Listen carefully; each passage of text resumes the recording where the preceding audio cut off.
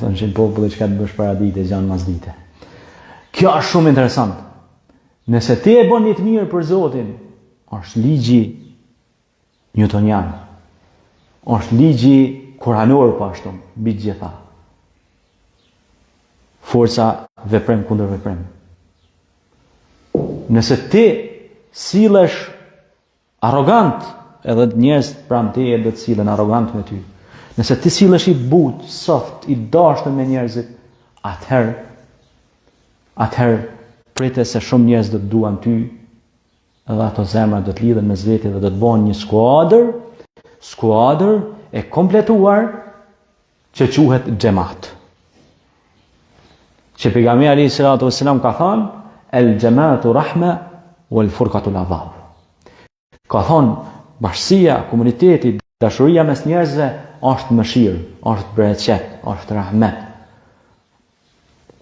Ndasit janë idhnim për Zotit, ndarjet, përçarjet.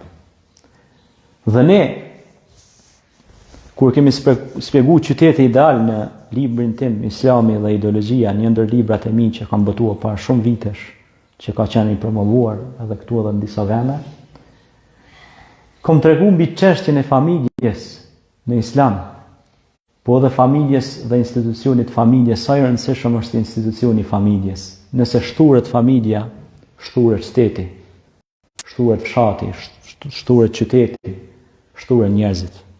Nëse familja edukohet si duhet, aty do të zhvillohet ajo shoqëri, do të zhvillohen ata njerëz, edhe do të përparojë ai vend.